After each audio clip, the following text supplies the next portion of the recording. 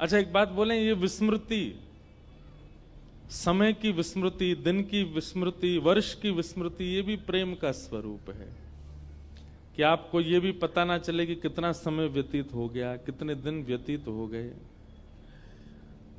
संयोग में, वियोग में नहीं। वियोग में तो एक एक क्षण युग के समान लगता है। गोपियां गोपी गीत में कहती हैं कि हे श्याम सुंदर, जब आप हमारे सामने गैया चराने के लिए निकलते हो नंद भवन से, और उस समय आपको देखते देखते यदि हमारी पलक झपक जाती हैं तो एक क्षण के लिए झपकी हुई पलक ऐसी लगती है, त्रुटिर्युगायते त्वाम पश्यताम अटति भवान नन्हि काननम त्रुटिर्युगायते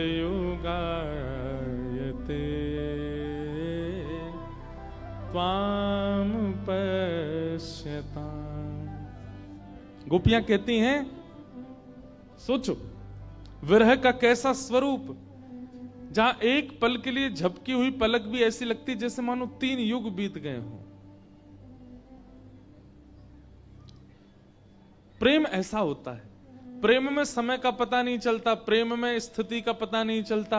अरे कहां तक कहें, प्रेम में ये भी भूल जाता व्यक्ति में कौन कहां। हम सत्य बता रहे हैं, अपनी बात, आपकी नहीं पता। पर हम कथा कहते कहते जब बहुत भाव में आ जाते हैं ना, हम ये भी भूल जाते हैं कि हम महाराष्ट्र में बैठे हैं, हम कोल्हापुर में हैं, हम व्यास मंच पर बैठे हैं, कथा सुना रहे हैं, इतने लोग सुन रहे हैं, सब भूल जाते हैं। ऐसा लगता है बस प्रियों की मंडली बैठी है, हम भी कहीं यमुना के तट पर बैठे हैं, सब सखियां गोपियां सब गोप ग्वाल सामने बैठे हैं और ठाकुर जी को हम कहीं ढूंढ रहे हैं। ऐसी स्थिति कभी बनी हो जिसकी वो अनुमान अंदाजा लगा सकता है कि प्रेम का स्वरूप कैसा होता है।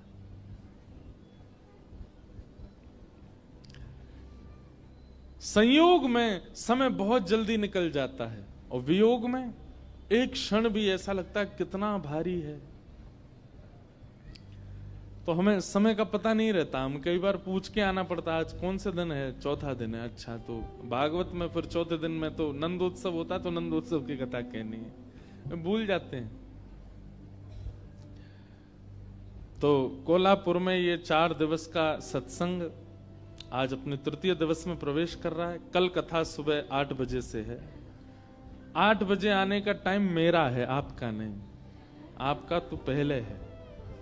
कल तो थोड़ा ने जल्दी उठ के आना, कल हनुमान जन्मोत्सव है। बढ़िया सुंदर जो है उठ करके हनुमान चालीसा का पाठ करके आना। फिर साथ में यहाँ भी करेंगे, हनुमान चालीसा का पाठ करेंगे और हनुमान चालीसा के ही कुछ भावों पर फिर हनुमत चरित्र थोड़ी देर, एक दिन में तो कहना बहुत असंभव है, पर थोड़ी देर हनुमत चरित्र पर थोड़ी चर्चा करेंगे, हनुमान जी का चरित्र सुनेंगे। आज हम अपने श्री पंडरीनाथ भगवान का दर्शन करने गए। रात्रि में ही निकल गए थे, करीब 11:30 बजे। भोर में 3 बजे पहुंचे और आज राजभोग में दर्शन किया श्री ठाकुर जी का। क्या सुंदर स्वरूप है। अब जो अनुभव था वो कुछ लोग आज मिलने आए थे, उनसे मैंने साझा किया। अब सब जगह तो नहीं बताऊंगा। बहुत अद्भुत अनुभव हुआ आज ठाकुर जी का, और हमें ऐसा विश्वास है कि हम बहुत जल्दी पंढरपुर या कोल्हापुर के बीच में कहीं आने वाले हैं। और इस बार तो अनुग्रह ठाकुर जी ने किया, 4 दिवस के लिए आए, लेकिन अब लंबे सप्ताह के लिए आएंगे जल्दी। और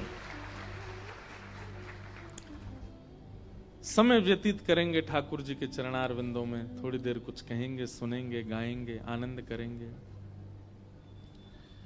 इसीलिए आज विलंब भी हो गया हमको आने में। कुछ लोगों ने अपने अपने भाव भेजे हैं मंच पर। उनके थोड़े से भाव, जिससे थोड़ा सबको कुछ मार्ग मिले, वैसा हम कुछ बता देते हैं। एक ने कहा है, सनातन धर्म में मांसाहारी होना पाप है, फिर मंदिरों में बलि क्यों चढ़ाई जाती? कौन से आपके जितने मंदिर हैं सब बलि मुक्त और होते जा रहे हैं। अब इतने बलियों का प्रथा कहीं कहीं पूर्वांचल में, उत्तर पूर्व में कहीं पर है ऐसा, पर अब तो बहुत जगह बंद हो गया है। कई जगह पहाड़ों में भी ऐसी ऐसी मान्यता है कि देवता बलि से प्रसन्न होते हैं। ऐसा नहीं है। आलभनम, केवल स्पर्श कर देने को ही बलि कहते हैं, और उसमें भी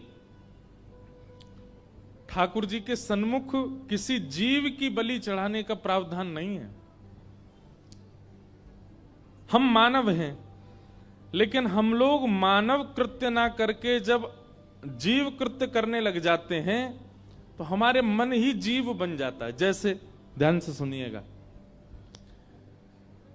मुझे बहुत धन मिल गया, मुझे बहुत नाम मिल गया, ऐश्वर्य मिल गया, कीर्ति मिल गई, तो मेरे अंदर क्या आ गया? अभिमान।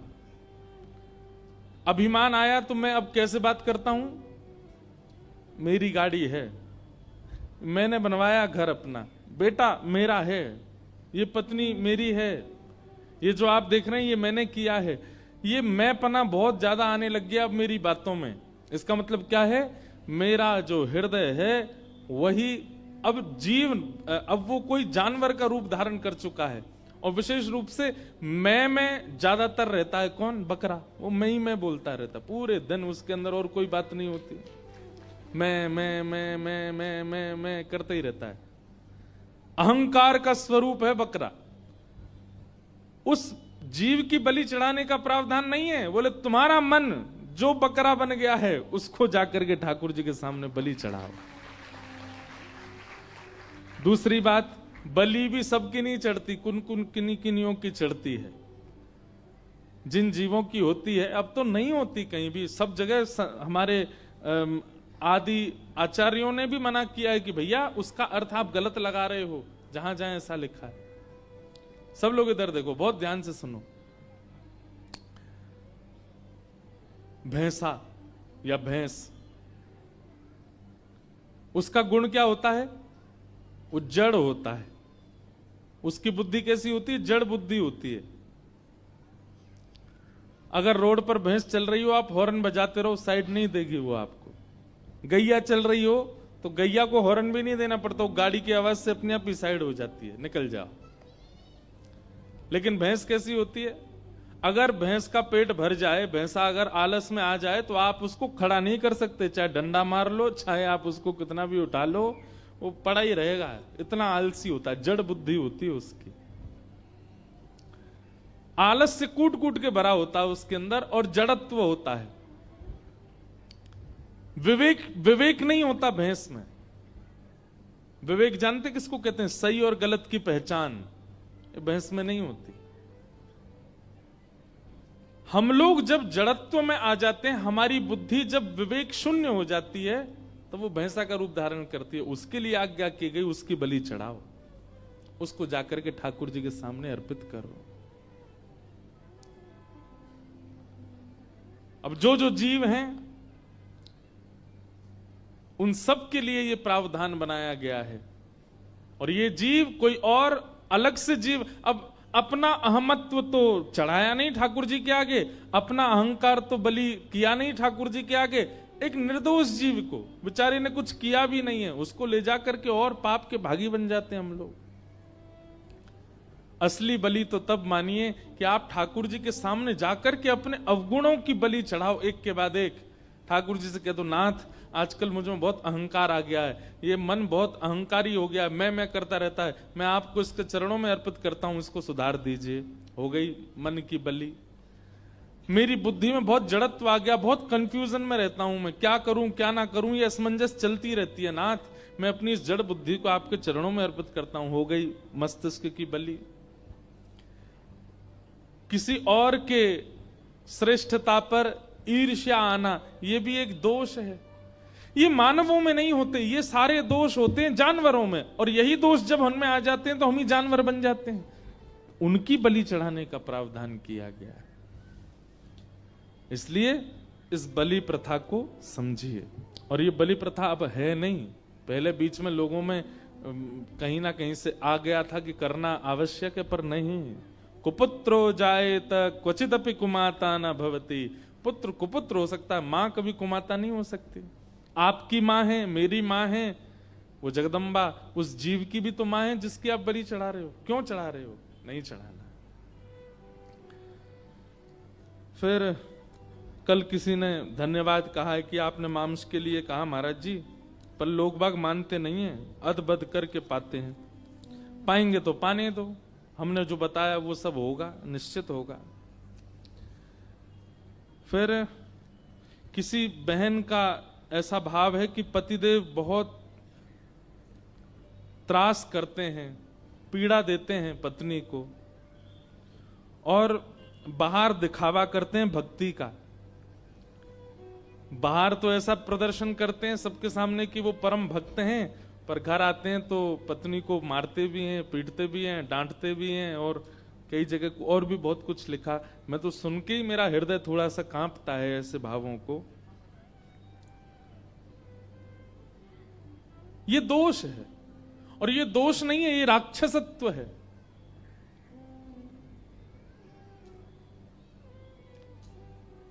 सब लोग इधर देखो, ध्यान से सुनो। आप जैसे हो वैसे अगर अपने आप को नहीं रखते हैं, अपने ऊपर एक आवरण चढ़ा लेते हो, एक मुखौटा पहन लेते हो, ये मुखौटा पहनने वाला काम कौन करते हैं? ये सब राक्षसी तो करते हैं। पूतना अत्यंत कुरूपणी, अत्यंत राक्षसी, अत्यंत दुष्टा, लेकिन ठाकुर जी के पास जब आई तो अत्यंत सुंदरी बन करके आई। हमारी बात मान लीजिए, एक पापी व्यक्ति जो कभी मंदिर नहीं जाता, वो उससे श्रेष्ठ है जो रोज मंदिर जाता है लेकिन अपने पत्नी, बच्चे और परिवार के साथ दुर्व्यवहार करता है। वो पापी उससे ज्यादा अच्छा है। ठाकुर जी कम से कम ऐसा विचार तो करते होंगे, वो कम से कम पाप करता है, मेरे सामने तो नहीं आता। तू पाप करके सामने भी आ जाता है, तू पाप करके सामने आने की हिम्मत भी कर लेता है, तू तिलक भी लगा लेता है, सोमवार के व्रत भी करता हो, फिर पाप भी कर रहा है।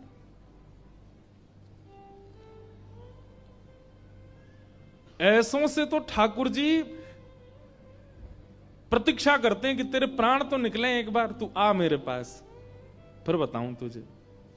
ये रौरव नरक और 28 प्रकार के नरकों में अधिकतर उन्हीं लोगों को डाला जाता है। लेकिन हमारी जिन बहन का ये भाव है, भगवान करे कि आपके पतिदेव का व्यवहार सुधर जाए, उनके मन में ऐसी भावना ना रहे। पतियों को चाहिए अपना स्वरूप समझिए। आजकल बहुत कुछ सुनने में आता है, मैं तो न्यूज ही नहीं देखता।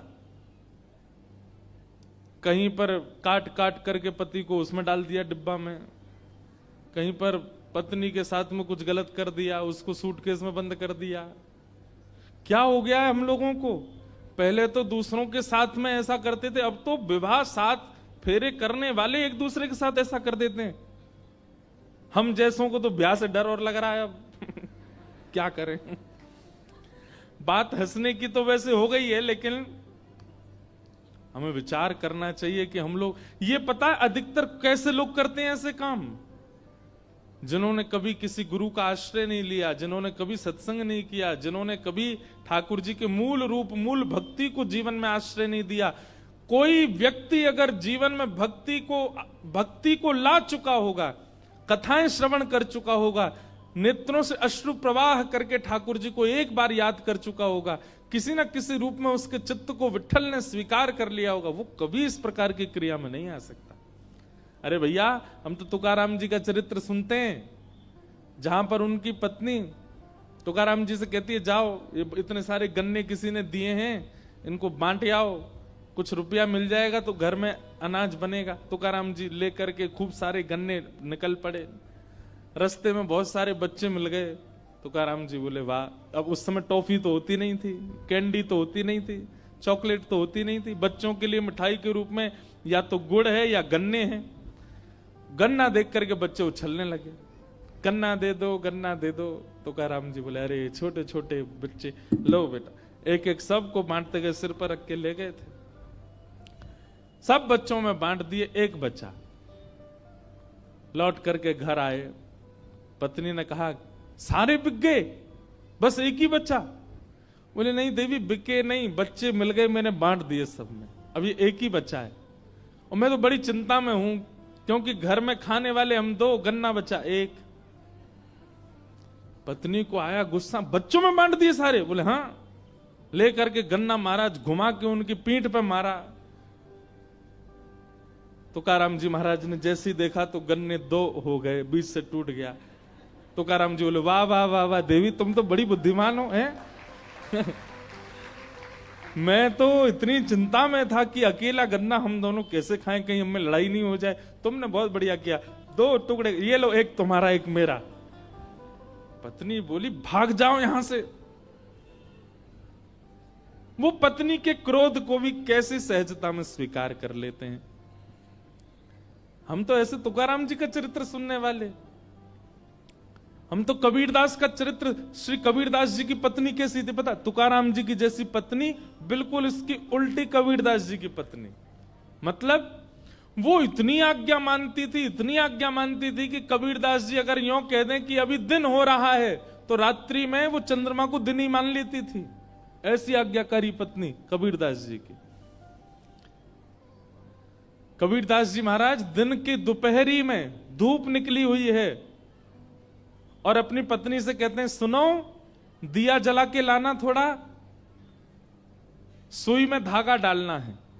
अरे भाई, दिया जला करके तो तब देखा जाता है जब अंधेरा हो, पर दिन के दोपहरी में वो कहते हैं अपनी पत्नी से कि दिया जला के लाओ, सुई में धागा डालना है।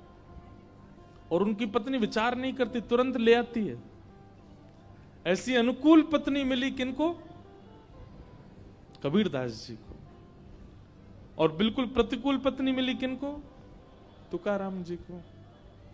पर दोनों स्थितियों में हम तो इनके चरित्र सुनने वाले लोग हैं। पर आजकल क्या होता है, इनके चरित्र सुनते नहीं है ना, आजकल वो थिएटर वाले चरित्र सुनते हैं, टीवी वाले चरित्र सुनते हैं। इसीलिए कहीं बनी नहीं रही है, सब जगह बिगड़ ही रही है। एक बात हमारी सुन लीजिएगा, कई लोगों को अटपटी लगे और इसका विस्तार करूं तो ये बात समझ आए, लेकिन मैं सूक्ष्म ही कहूंगा। संबंध का मतलब क्या है? निभाना। अगर आप में निभाने की सामर्थ्य हो तो ही संबंध में जाइए, नहीं तो मत जाइए। क्योंकि हर व्यक्ति का एक स्वरूप होता है, वो बहुत दिन तक आपका अनुकूल नहीं रह सकता। आप घर में पत्नी बच्चे तो बहुत दूर की बात है, काम करने वाले किसी व्यक्ति को भी लाएंगे ना तो शुरुआती के 5 दिन अच्छा लगता है, वो 6वें 7वें दिन से उसमें भी कमियां दिखने लगती हैं। गाड़ी चलाने वाला ड्राइवर रखते हैं ना, 1 महीने बाद उसमें भी कमी दिखने लग जाती है। बाहर वॉचमैन रखते हैं, उसमें भी कमी दिखने लग जाती है। पत्नी तो बहुत ज्यादा समीप रहने वाली है, उसमें कमी क्यों नहीं दिखेगी? दोष सब में है, आप में भी है। इसलिए कई बार दोषों को स्वीकार कीजिए, लेकिन इस प्रकार का अगर अपराध है जिस प्रकार का इन्होंने लिखा है, इस अपराध में पहले खुद विचार कीजिए, कहीं हम गलत तो नहीं है। और अगर हम गलत नहीं हैं, हमारा व्यवहार, हमारा विचार बिल्कुल भी ऐसा नहीं है, तो फिर सामने वाले के लिए प्रार्थना करो ठाकुर जी से कि वो सुधरे, अपना प्रारब्ध मानिए। और बहुत अति हो जाए तो फिर आपका अपना निर्णय है। हम तो एक बात कहते हैं कि पति का शब्द का अर्थ होता है रक्षक। क्या होता है? पति शब्द जगतपति भगवान को कहते हैं। जगतपति मतलब जगत के रक्षक। रक्षा का नियम निभाने वाला ही रक्षक कहलाता है। अगर पति में रक्षक का कोई गुण नहीं है, ना वो पत्नी की रक्षा करता है, ना बच्चों के बारे में ध्यान करता है, ना कुछ, तो फिर ऐसे रक्षक के साथ कैसे निर्वहन हो? लेकिन बहुत विचार करके इस पर आगे बढ़िए। और जिनका विवाह नहीं हुआ है वो लोग पहले ही कमर कस लीजिए कि भाई जीवन बहुत विचित्र हो सकता है। आप तैयारी करके चलिएगा कि जैसा हो निभाना है। इस प्रकार कुछ भाव आए हैं, इनको हम सब प्रणाम करते हैं। और प्रणाम करते हुए आइए, एक किसी भक्त ने कोई चरित्र लिख करके दिया। अब इतनी जल्दी तो मैं नहीं पढ़ पाऊंगा, पर मैं रात में पढ़ूंगा। अगर हुआ तो मैं कल थोड़ा यहाँ उस चरित्र का भी भाव सुना दूंगा। बोलो विठ्ठल भगवान की। हमारे वृंदावन में सप्त निधि हैं। कौन कौन से? गोविंद देव, मदन मोहन, गोपीनाथ, राधा रमण, राधा वल्लभ, श्री जुगल किशोर और वृंदावन बिहारी, कुंज बिहारी लाल। ये वृंदावन के सप्त निधि हैं जो वृंदावन में प्रकट होकर के सबको दर्शन दे रहे हैं। इन्हीं सप्त निधियों को गोविंद देव जी को प्रकट किया रूप गोस्वामी जी ने, मदन मोहन जी को रूप प्रकट किया सनातन गोस्वामी ने, गोपीनाथ जी को प्रकट किया मधु पंडित जी ने, गोपाल भट्ट गोस्वामी को प्रकट किया श्री राधा रमण जी को प्रकट किया श्री गोपाल भट्ट गोस्वामी जी ने, राधा वल्लभ लाल जी को विराजमान किया श्री हितरवंश महाप्रभु ने, जुगल किशोर जी को व्यवस्थित किया श्री हरिराम व्यास जी ने, और श्री बांके बिहारी जी को प्रकट किया श्री स्वामी हरदास जी महाराज जी। ये वृंदावन के सप्त निधि हैं। आज इन्हीं निधियों में श्री मदन मोहन जी की लीला हम सुनते हैं थोड़ी, और उनके भक्तों के चरित्र सुनेंगे, बहुत सुंदर है।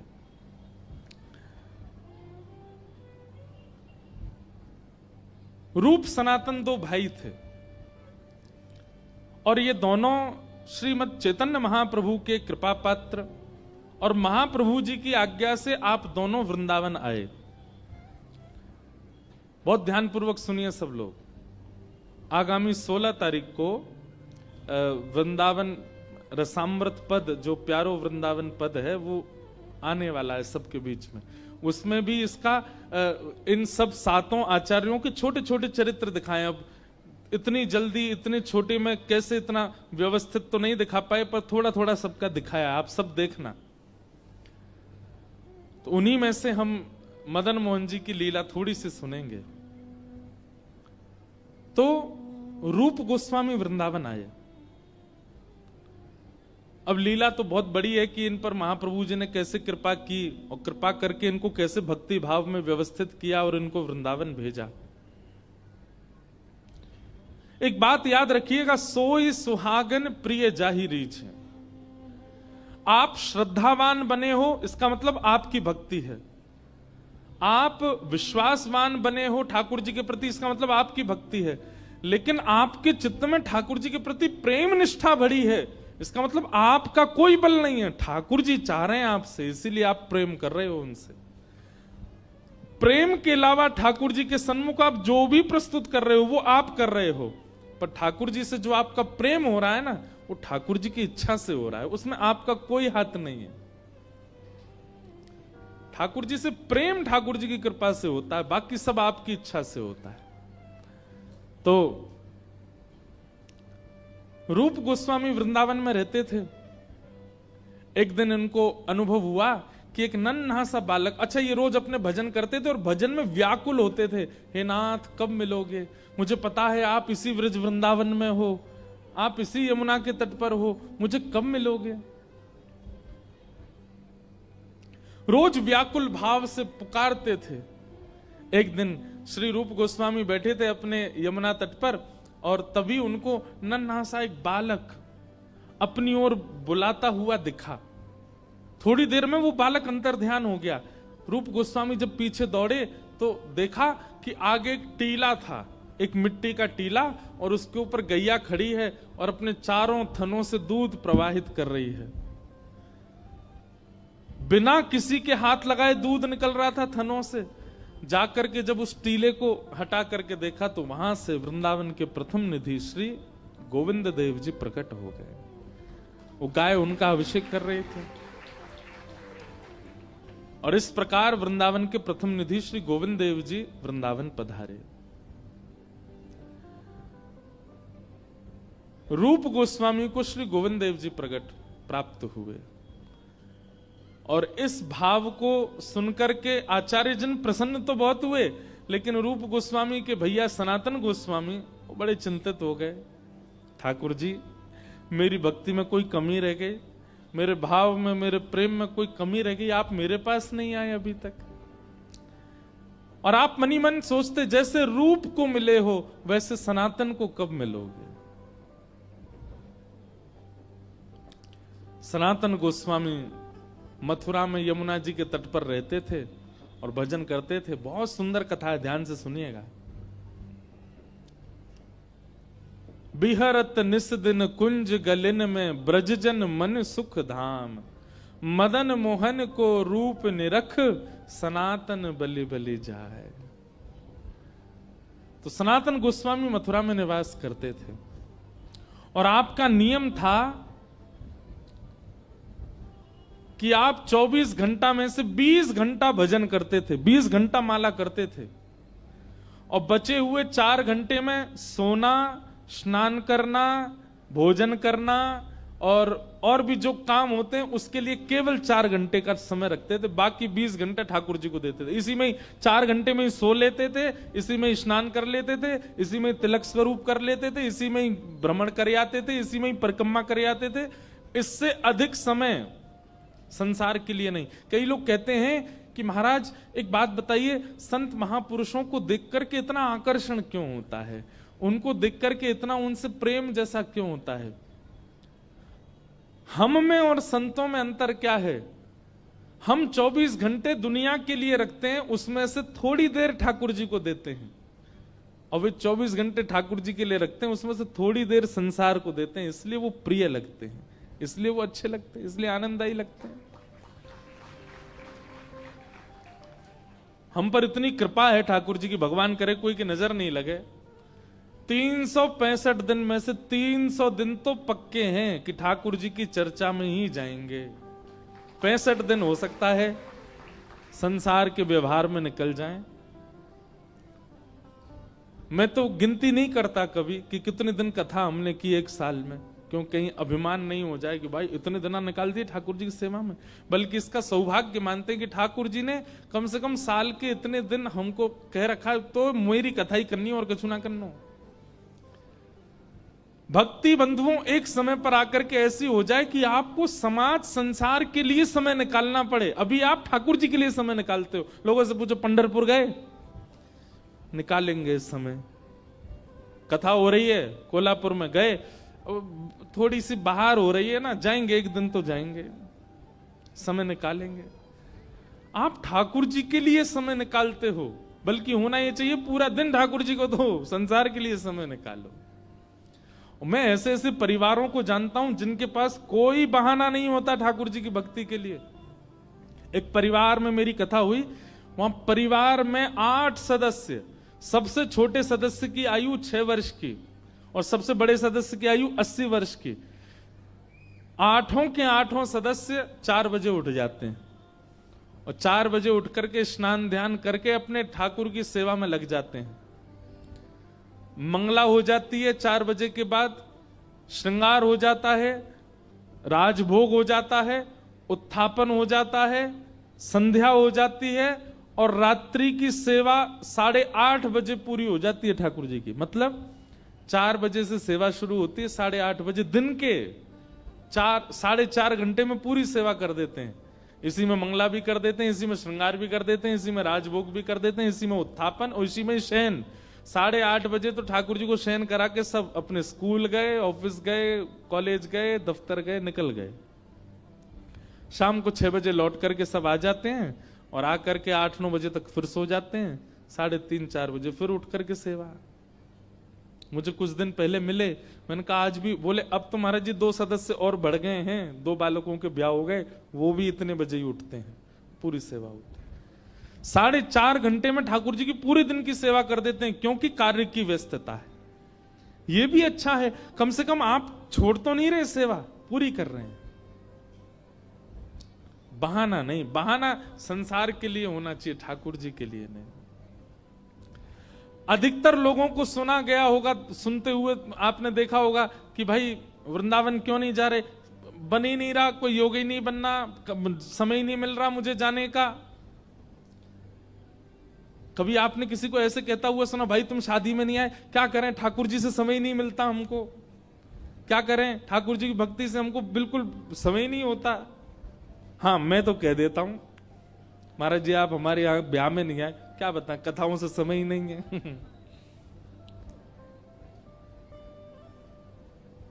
भक्ति तब मानो जब आप किसी से ऐसा कह दो कि भाई क्या करें, ठाकुर जी से हमें समय ही नहीं मिलता। अभी आप संसार से समय निकालते हो। एक मध्य प्रदेश में हनुमान जी का मंदिर है। हनुमान जी के मंदिर के ठीक बगल में एक पुलिस स्टेशन है। असली घटना है, इसी कलिकाल की 50-60 साल पुरानी, और 50-60 तो ज्यादा बोल दिए मैंने, शायद 30-40 साल पुरानी घटना होगी। तो हनुमान जी के मंदिर में एक सिपाही, एक पुलिस वाले, छोटे, ज्यादा ऊंची श्रेणी के नहीं थे, हवलदार थे। तो वो रोज पहले हनुमान जी को प्रणाम करते, फिर अपने पुलिस स्टेशन जाते थे। तो हनुमान जी में उनकी इतनी निष्ठा थी, कई बार वो हनुमान चालीसा पाठ करके हनुमान जी को देखते और नेत्र बंद करते, 4-4 घंटे बैठे रह जाते मंदिर में। और फिर अचानक आंख खुलती तो भागते। तो पुलिस स्टेशन के जो मुख्य इंस्पेक्टर थे वो उनको डांटते, ए भाई तुम समय पे नहीं आते हो, कहाँ रह जाते हो, क्या करते हो? बोले मैं हनुमान जी के मंदिर में बैठा रह जाता हूँ बगल में। आज तो मैं सुबह ही जाता हूँ, पर मैं क्या, बोले भक्ति वक्ति करनी है तो वर्दी उतारो, उसी में लगे रहो। बहुत डांट पड़ने लगी। एक दिन तो लास्ट वार्निंग दे दी, बोले कल से अगर तुमने एक भी दिन ऐसा किया तो तुमको हम निकाल देंगे। लेकिन बेचारे रोज हनुमान जी के पास आते। हनुमान जी के प्रति उनका कोई संबंध था, या तो भाई मानते थे या कुछ मित्र मानते, कुछ मानते थे। तो बाहर आए और बाहर से ही प्रणाम करने लगे हनुमान जी को। बोले अंदर नहीं आऊंगा, अंदर आता हूं तो आप पकड़ लेते हो, मेरी नौकरी छूट जाएगी। बाहर से प्रणाम करके जाने लगे तो मन बेचैन हो गया कि नहीं, क्या नौकरी इतनी बड़ी है मेरे लिए कि मैं हनुमान जी को बाहर से देख रहा हूं? नहीं, भीतर जाके प्रणाम तो करूं। अब लेट होऊंगा तो हो जाऊंगा, क्या होगा, निकाल देंगे मुझे। पर हनुमान जी तो ये जीवन भर साथ रहने वाले, ये मुझे कभी नहीं त्यागेंगे। भीतर गए और जैसे हनुमान जी को प्रणाम किया, उनका तो नियम था, देखते ही समाधि लग जाती थी, बैठ गए समाधि में। और दिन तो 3-4 घंटे की लगती थी, आज 8 घंटे की समाधि लगी। शाम हो गई और शाम होते ही जब होश आया, बोले जय हो बजरंगबली, तुम भी बढ़िया हो। मतलब जब पता था कि आज अगर मैं लेट हुआ तो मैं नौकरी से निकल जाऊंगा, तो आज 8 घंटा लंबी कर दी समाधि। अब शायद आप ही चाहते हैं कि मैं छोड़ छाड़ दूं नौकरी, ठीक है मैं जाता हूं अभी। अब वो मुझे डांट करके निकालें उससे पहले मैं ही निवेदन कर दूंगा, भाई मुझसे नहीं हो पाएगा। भीतर गए, इंस्पेक्टर साहब से जाकर के बोले भगवान आप रोज रोज मुझे डांटें, उससे अच्छा मैं आपसे निवेदन कर दूं, मैं इस नौकरी के लिए बना नहीं हूं, आप मुझे निकाल दीजिए। इंस्पेक्टर बोले क्यों, क्या हो गया, और तुम ऐसे क्यों बात कर रहे हो, सब बढ़िया तो चल रहा है, कोई दिक्कत है नहीं? बोले नहीं, देखिए उस दिन भी लेट हुआ, आज भी फिर मैं लेट हो गया। कब लेट हुए? आज सवेरे हम लोग गए तो थे, वो चोर पकड़ के भीतर बंद किया, तुमने उसमें इतने मुक्का मारे घुमा घुमा के बेचारे की नाक से खून निकाल दिया तुमने। हम तुमको रोक रहे थे, लेकिन आज तुम्हें ऐसा बल उठा उठा के फेंक रहे थे उसको। सब बढ़िया तो है, अब समय से आते रहते हो तुम, अब कोई दिक्कत नहीं है, अब क्यों कह रहे हो इस्तीफा देना?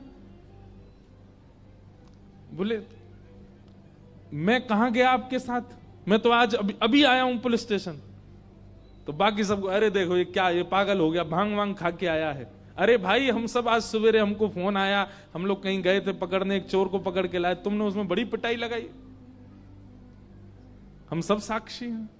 उसके हाथ पैर कांपने लगे। बोले भगवान मैं सौगंध खा के कहता हूं अपने परिवार की कि मैं सुबह आया था तब से मंदिर में ही बैठा हूं, मैं आया ही नहीं हूं अभी यहां नौकरी, मैंने ज्वाइनिंग ही अभी शाम को करी है। तुरंत दौड़ करके गए। बोले नाथ आज मेरी जगह आप गए थे, तभी इतने मुक्का पड़े हैं चोर में। हनुमान जी महाराज गए उसकी जगह। इसका मतलब ये नहीं है कि कल एग्जाम है और आप कहो हे पंडरीनाथ आप ही मेरा रूप धारण करके चले जाओ, पास करवाया हो मुझे। ये तो भक्ति भाव पर निर्भर करता है, जिसका प्रेम अतीत होता है। और एक बात बिल्कुल शुद्ध तरीके से समझ लीजिए, संसार के लोगों को आकर्षण करने के लिए रूप है, संसार के लोग आकर्षित स्वरूप से होते हैं, संसार के लोग आकर्षित आपके वस्त्रों से होते हैं। ठाकुर जी का आकर्षण का केंद्र मानवों का केवल और केवल सरल स्वभाव, जितना सरल स्वभाव वाला व्यक्ति उतने ज्यादा आकर्षित ठाकुर जी होते हैं उससे। और आज के मानव में सारे गुण हैं सरलता छोड़ करके, वो सरल नहीं है, बस बाकी सब गुण हैं उसमें।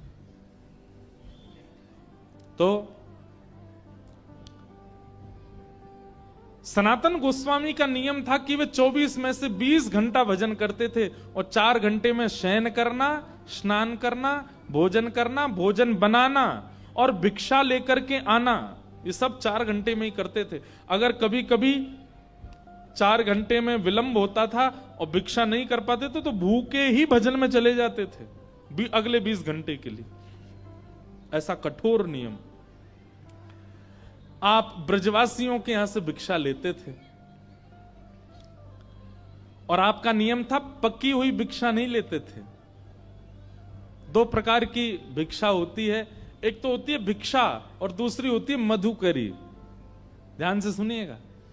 भिक्षा क्या होती है? बोले भिक्षा में आटा, दाल, चावल, सूखा सामान दिया जाता है, ये भिक्षा है। और मधुकरी जो भोजन बना हुआ है, जो सबने पा लिया है, ठाकुर जी को भोग लग गया, उसके बाद जो बच गया है वो मधुकरी है। तो हमारे यहां दोनों प्रकार के उपासक रहते हैं ब्रज में, मधुकरी पाने वाले भी और भिक्षा लेकर के पाने वाले भी। मधुकरी पाकर के भजन करने वाले तो अनेक संत हैं जो ब्रजवासियों के यहां जाते हैं, बाहर खड़े होकर के कीर्तन करते हैं। इतना सुंदर लगता है ब्रज में। अब तो भीड़ बहुत हो गई, हमारे घर तो रोज आते हैं, बाहर खड़े हो जाएंगे और बाहर खड़े होकर के चुपचाप कीर्तन करते रहेंगे, ना बैल बजाएंगे, ना खटखटाएंगे, ना किसी को बोलेंगे, बस कीर्तन करेंगे बाहर खड़े होके। और समय है, गौ दोहन कितनी देर का होता है? गौ दोहन 5 से 7 मिनट का होता है। गौ दोहन, गौ दोहन मात्रेण, बस 7 मिनट करेंगे कीर्तन। 7 मिनट में आपने भिक्षा दे दी तो ठीक, नहीं तो चले जाएंगे। ऐसे आज भी महात्मा रहते हैं ब्रज में। और उनका विचार पता है क्या है? कि भाई जा ब्रज में स्वयं ठाकुर इन ब्रजवासीन के घर में बिन बुलाए घुस घुस के चोरी करके खावे, उन ब्रजवासीन ते हम मांग करके खा लेंगे, हमारो भजन बढ़ेगो। वजन नहीं, भजन, भजन बढ़ेगो। बिना बुलाए डोले घर घर। ठाकुर जी तो बिन बुलाए घुस जाते हैं ब्रजवासियों घर में, कहां बनो सब खोल खाल के पाले। तो संतों की ऐसी भावना होती है, भजनानंदियों की ऐसी भावना होती है, हम भैया ठाकुर जी की तरह भीतर तो प्रवेश नहीं कर सकते, पर मांग के तो पा सकते हैं ना।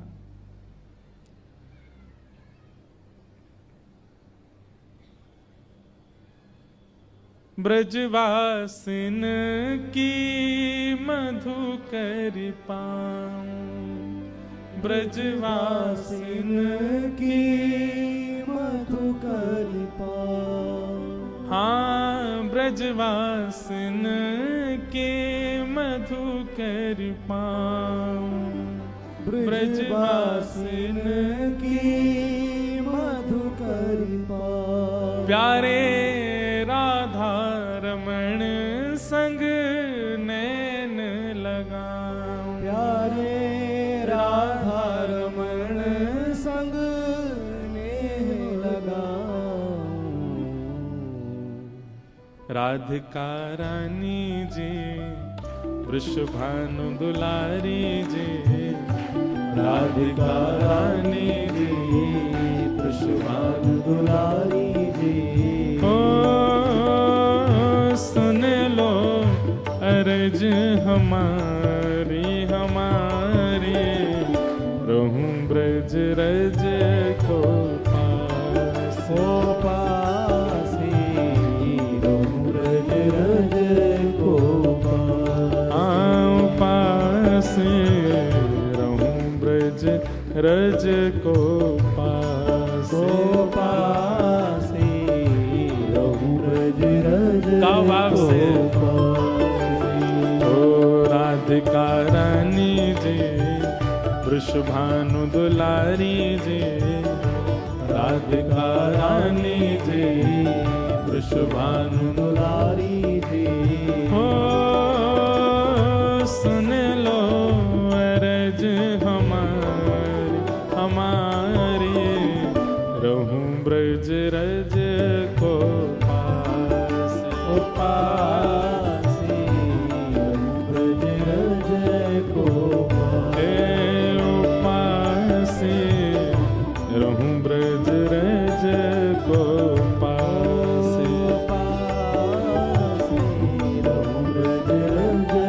बोल बरसाने वाली की।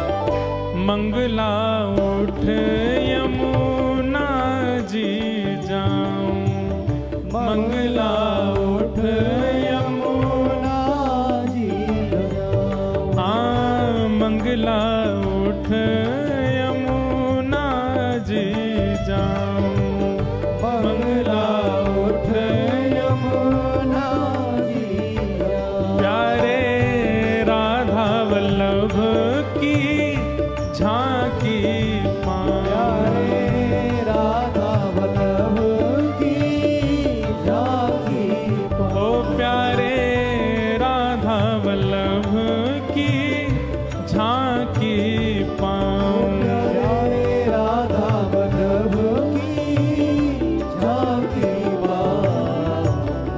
ओ महलन वारी जी सुनो अरज हमारी जी, ओ महलन वारी जी सुनो अरज हमारी जी। ऊंचे महलन वारी जी वृषभानु दुलारी जी, ऊंचे महलन वारी जी वृषभानु दुलारी जी। ओ सुन लो अरज हमारी हमारी, रहूं ब्रज रज को पासे पासी, रहूं ब्रज रज को पासे, रहूं ब्रज रज को पासे पासी, ब्रज रज को पासे। राधिका रानी जी वृषभानु दुलारी जी, राधिका रानी जी वृषभानु दुलारी जी। ओ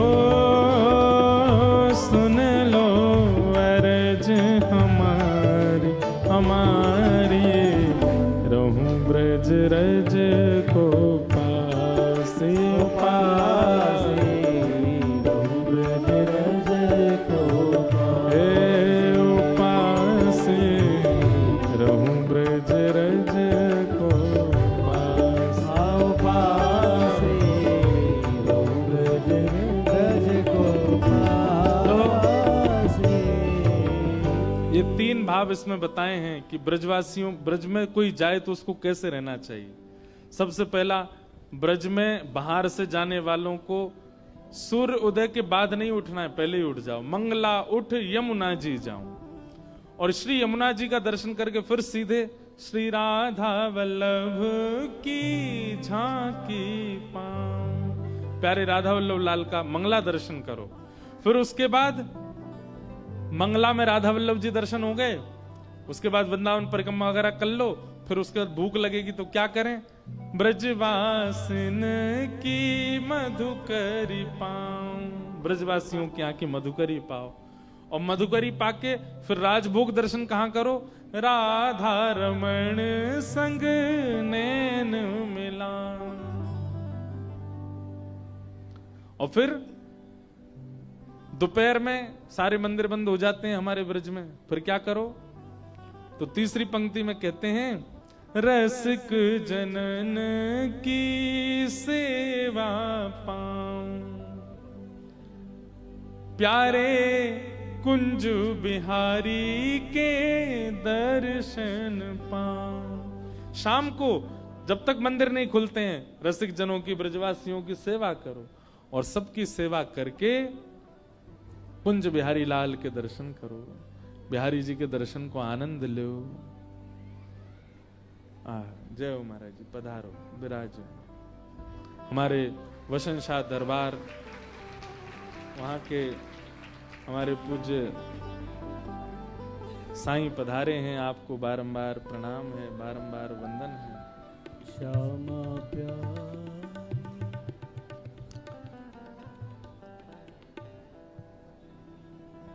अद्भुत परंपरा हमारे सिंध में सब परंपराओं का निर्वहन होता है। वहीं वसन शाह दरबार के हमारे श्री ओमी साईं जी आए हैं, आपको बारंबार वंदन है, बारंबार स्वागत है। दरबार में जिनके प्रयास से सब हमारे सिंधी भाई लोग अपने गुरु आश्रित हुए, ऐसे श्री गुरुमुख दास जी के आप सुपुत्र हैं, आपको बारंबार वंदन है। आपसे खूब स्नेह भाव बना रहता है। आज आपका यहाँ आगमन, बहुत बहुत प्रणाम। अयो लाल सबई चो झूले। वाह, हम तो सिंधियों के बीच में कथा कर करके थोड़ी बहुत तो हमको भी आ गई है। अच्छो अच्छो वयो, बैठने को क्या बोलते हैं, बसो, वयो वयो वयो। तो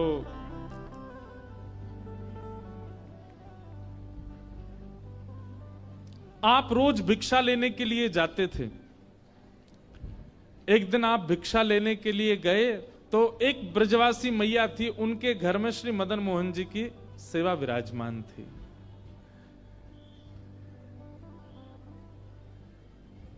आप रोज मैया के यहां जब भिक्षा लेने जाते तो जब किवाड़ खुलती थी तो आप बाहर से ही दर्शन करते थे, भीतर छोटे से मदन मोहन जी विराज रहे हैं। आप तो देख करके रोज प्रणाम करके चले जाते थे, इससे अतिरिक्त कोई और अवसर आपको मिला नहीं। पर ठाकुर जी को यह बहुत भाग है, जब किवाड़ खुलती और भिक्षा लेने के लिए सनातन गोस्वामी आते, भीतर खड़े ठाकुर जी की अद्भुत सुगंधी से पूरा घर महक उठता। माता जी भिक्षा देके जब घर में आती भीतर तो मन में सोचती कोई इत्र की शीशी फैल गई है, कोई ने अगरबत्ती जला दी है, इतनी सुगंधी कहां से आवे। वास्तव में ठाकुर जी जब अपनी अत्यंत प्रसन्नता प्रकट करते हैं ना, तो वातावरण जो है वो अत्यंत सुखद हो जाता है। उसका स्पर्श, वातावरण की वायु का स्पर्श भी बहुत सुखद लगने लगता है। वातावरण में एक अद्भुत सी सुगंधी का अनुभव होने लगता है।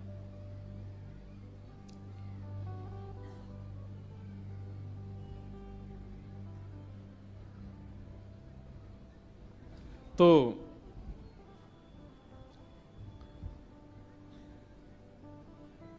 ठाकुर जी को भागे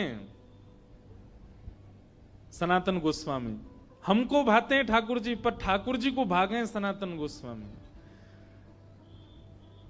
रात्रि में ठाकुर जी मैया की, बूढ़ी मैया जो थी, उनके स्वप्न में गए और स्वप्न जाके बोले, मैया तुमने मेरी बड़ी सेवा करी, मैंने तुम्हारे घर खूब सेवा करी, खूब सेवा करवाई, खूब 56 भोग अरोगे, खूब आनंद से प्रेम पायो, लेकिन अब आपके कछु दिना शेष रह गए। मैया को बता रहे हैं ठाकुर जी, मैया से कह रहे हैं कछु दिना में आप तो चली जाओगी वैकुंठ, और फिर मैं अकेला रह जाऊंगा। फिर आपके दूर दूर के रिश्तेदार सब यहां पे आके लड़ेंगे झगड़ेंगे कि हम करेंगे सेवा, हम करेंगे सेवा। मैया वहां से अच्छा तो तू मुझे पहले ही कोई और को सौंप जा। तो मैया ने स्वप्न में ही पूछा, जय जय कौन है, कौन ऐसा सुहागन है जिससे आप अपनी सेवा कराना चाहते हैं। तब ठाकुर जी बोले, मैया एक बाबा तो भिक्षा ले वे आवे, सनातन बाबा, वही को तू मोह पधरा दे, मैं वही के पास ही अपनी सेवा करवाऊंगा। मैया पहले तो बहुत रोई, बोले मेरी सेवा में कोई कमी है ठाकुर जी? बोले कमी नहीं है मैया, तू बस कछु दिना की मेहमान हो रहे। मैया को कष्ट भी दे दिया और चिंता भी दे दी। किसी को पहले ही बता दो कि भैया तुम्हारे कछु दिन ही शेष बच्चे, तो वैसे ही बेचारो टेंशन में आ जाए। ठाकुर जी केवल इतना ही कह देते कि उसको दे दो, ये क्यों बता दिया कि कछु दिना में ही जाने वाली है। मैया को पहले चिंता हुई, बाद में मैया ने विचार किया कि ठाकुर जी सही कह रहे हैं, अगर मैं किसी को नहीं देके जाऊंगी तो रिश्तेदारों की नजर तो गड़ी है, क्योंकि दर्शनार्थी आते हैं, चढ़ावा चढ़ता है, और उस चढ़ावे के लोभ में कहीं ठाकुर जी को कहीं गलत स्थान पर ना ले जाया जाए। तो अगले दिन मैया ने श्रृंगार किया, भोग लगाया, इतने में ही बाहर सनातन गोस्वामी आ गए थे भिक्षा लेने। तो मैया गई और रोते रोते बोली, बाबा कल रात में स्वप्न में ठाकुर जी आए और आकर के मुझसे कह गए कि मुझे तो बाबा दे दो, अब तुम यहीं डटे रही हो, मैं ठाकुर जी को ला रही हूं, उनको सब श्रृंगार सामग्री सब आपको दे रही हूं, ठाकुर जी को ले जाओ, आप ही सेवा करो बाबा। सनातन गोस्वामी बोले, मैया मैया रुको रुको रुको रुको, हमको श्रृंगार करना नहीं आता, हम केवल नाम जप करना जानते हैं, राधे कृष्ण कृष्ण कृष्ण राधे राधे, 20 घंटा यही करवाओ हमसे। अब किसी की रुचि नाम जप में होती है, किसी की रुचि सेवा में होती है, किसी की रुचि कथा में होती है, किसी की रुचि परिक्रमा में होती है, किसी की रुचि भोग में ही होती है। सनातन गोस्वामी बोले, दूसरी बात, सेवा तो सौभाग्य मेरे पास ठाकुर जी आएंगे, पर आपका इतना सुंदर भवन, इतनी बढ़िया व्यवस्था, मैं तो छोटी सी कुटिया में रहता हूं और जमुना जी में बाढ़ आ जाती है तो मेरी कुटिया तो बह और जाती है, उसमें ठाकुर जी को कहां विराजमान करूंगा, मेरे यहां कोई महल नहीं है। और तीसरी बात, मैया मैं तो 20 घंटा आंख बंद करके ध्यान में रहता हूं, आपके ठाकुर को तो सवेरे उठाना पड़े, बाल भोग लगाओ, फिर राज भोग लगाओ, फिर ब्यारू भोग लगाओ, फिर श्रम भोग लगाओ, 8 बार तो ये भोजन करते हैं, मैं किस करूंगा इनकी सेवा। अच्छा, मुझे करने में दिक्कत नहीं, मैं तो देखो 4 घंटा ही नियम से बाहर रहता हूं, उसमें ही सेवा कर पाऊंगा, इनसे पूछ लो ये राजी है कि नहीं। मतलब जैसे ब्याह पक्का होता है ना, तो लड़का पक्ष का या लड़की पक्ष की पहले ही अपनी डिमांड रख देते, भाई हम तो ऐसे ऐसे हैं, पूछ लो, रह सको निभा सको तो करना ब्याह। ऐसे ही सनातन गोस्वामी ने ठाकुर जी के लिए बोला, बोले ठाकुर जी से एक बार पूछ लो, व्यवस्थाएं ऐसी हैं मेरे यहां, रह पाएंगे कि नहीं। मैया बोली, आज मैं ठाकुर जी से बात करूंगी। रात में जैसे मैया सोई, स्वप्न में फिर ठाकुर जी कहा बात है मैया, बोले बाबा के यहाँ ना तो घर अच्छो बनो भयो, ना भोजन की अच्छी व्यवस्था, रसोई घर भी नहीं है, आप तो 8 बार भोग लगाते हो, आपको श्रृंगार करवाना होता है, ये सारी व्यवस्था उनके यहाँ नहीं है, वो तो 4 घंटा ही नियम से बाहर रहते हैं, तभी आपकी सेवा कर सकते हैं। और हो सकता है मैं तो बढ़िया पोशाक पहनाती हूं, बाबा तो केवल एक कॉपीन पहनाएगा आप, सर्दी पड़ेगी जाड़ो पड़ेगा, मैं तो आपके आगे अंगीठी रखती हूँ कोयला की, बाबा तो आपको कंबल उड़ा के बैठा देगो बस, और बाढ़ आ गई तो है सके पेड़ के नीचे भी रहना पड़े। ठाकुर जी बोले, मुझ को सब मंजूर है, पर रहूंगा वही के यहाँ। यही तो प्रेम होता है। लड़की को पता चल जाए कि जिससे मेरा ब्याह होने वाला है उसने इतनी शर्तें रख दी हैं, तो लड़की पहले हाथ नहीं करना ब्याह, ऐसे से क्या ब्याह करना। लेकिन ठाकुर जी का प्रेम सच्चा है। ठाकुर जी कह रहे हैं कि भैया वृक्ष के नीचे भी रखेगो तो रहूंगा वही के संग ही, क्योंकि मैंने कल भी कहा था, ठाकुर जी व्यंजन के आदि नहीं रहते, ठाकुर जी तो व्यंजन बनावे वारे के आदि रहते हैं। सत्य बताएं, ठाकुर जी को मंदिर में बैठना, ठाकुर जी को घरों में बैठना, गाड़ियों में घूमना, बहुत विशिष्ट व्यवस्थाएं होना ठाकुर जी को प्रिय नहीं है। जो उनका प्रिय भक्त है बस वो पास रहे उनके, वो ज्यादा प्रिय है ठाकुर जी को। ठाकुर जी प्रेम के आदि। दूसरे दिन मैया के यहां जैसे सनातन गोस्वामी आए, मैया तो अपने ठाकुर जी गोद में लेके आई, बोले बाबा आपकी सारी शर्तें हमारे ठाकुर जी को मंजूर है, रहेंगे आपके पास से। बाबा बोले अच्छा लाओ दो। अब नेत्रों में आंसू भर रहे हैं कि बताओ, मैं नहीं चाह रहा हूं, ठाकुर जी खुद आ रहे हैं मेरे पास, ये मेरे भजन का बल है। अपने हृदय से लगा करके श्री मदन मोहन लाल जी को लेकर के आए, नेत्रों से अविरल अश्रुधार गिरते जा रहे हैं। बोले ठाकुर जी झोंपड़ी से महलों में जाते हुए लोगों को देखा, पर महल से झोंपड़ी में आते पहली बार देख रहा हूं मैं। चौकी भी नहीं है एक बैठाने के लिए, नीचे फर्श पे ही गोबर का ऊंचा सा एक बना दिया चौकटा, उसी पे बैठा दिए ठाकुर जी। सनातन गोस्वामी के हाथ पैर कांप रहे हैं, कहीं ठाकुर जी को कोई दिक्कत नहीं हो जाए। जल की व्यवस्था कर दी। अब बोले अब क्या भोग लगाऊं, मुझे तो सब्जियां भी बनानी नहीं आती, मैं तो आटा लेके आता हूं, यमुना जल में माड़ करके मोटा सा आटा टिक्कड़ बना करके और रज में भीतर धर देता हूं, 2-2 दिन में उसी में से निकाल के पाता रहता हूं, इनका कैसे भोग लगाऊं मैं।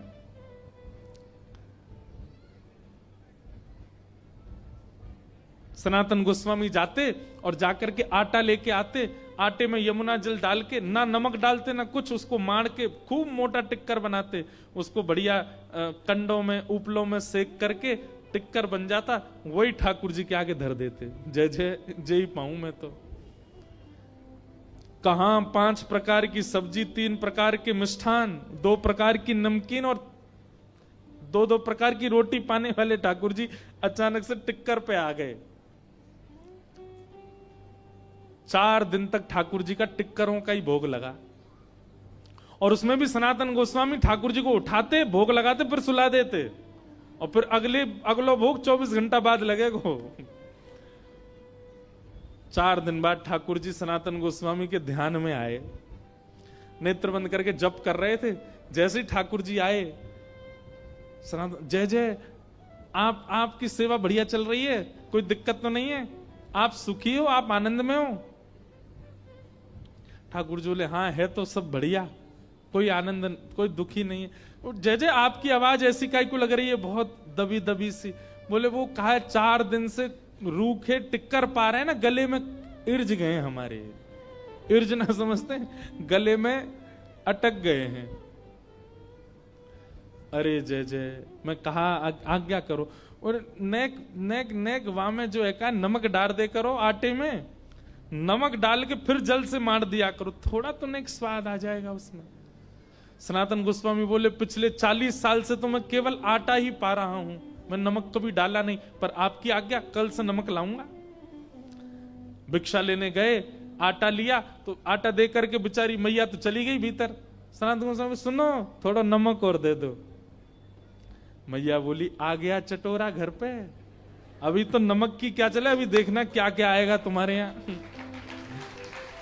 अब तो महाराज नमक लेकर के गए, जाकर के आटा में बोर के ठाकुर जी को पवायो। 4 दिन 5 दिन तक ठाकुर जी बढ़िया, अब तो टिक्कर में नमक है, पाते हैं।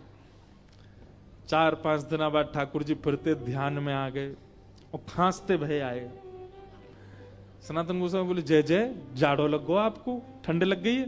नहीं नहीं, जाड़ा ठंड तो नहीं लगी है, पर भैया देखो बहुत बढ़िया लग रहा है, हमको कोई दिक्कत नहीं, हम बहुत प्रसन्न है, 24 घंटा में एक बार भोजन मिलता है, प्योर डाइटिंग चल रही है हमारी। लेकिन ठाकुर जी ने ऐसा तो नहीं बोला, कोई तो मैं बोल रहा हूं।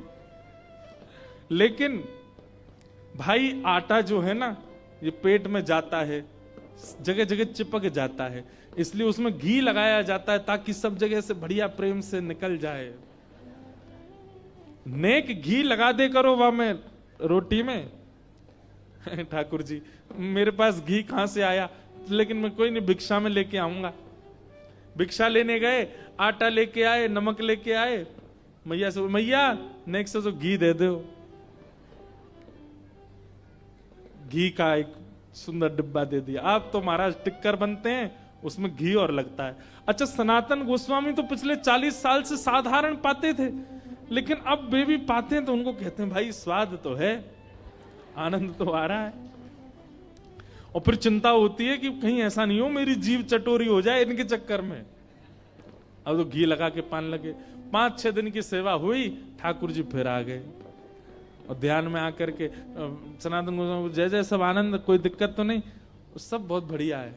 तो बोले फिर, बोले जब आप जाते हो भिक्षा लेने, आटा भी लाते हो, नमक भी लाते हो, घी तो है ही है, एक आलू भी ले आया करो, और जब टिक्कर सेकते हो तो उसमें जो धीमी धीमी आंच रहती है उसमें आलू डाल दिया करो, वो आलू भुन जाएंगे, भुन के उनके छिलका अलग करके मीड़ के उसमें नमक डाल करके दे दिया करो।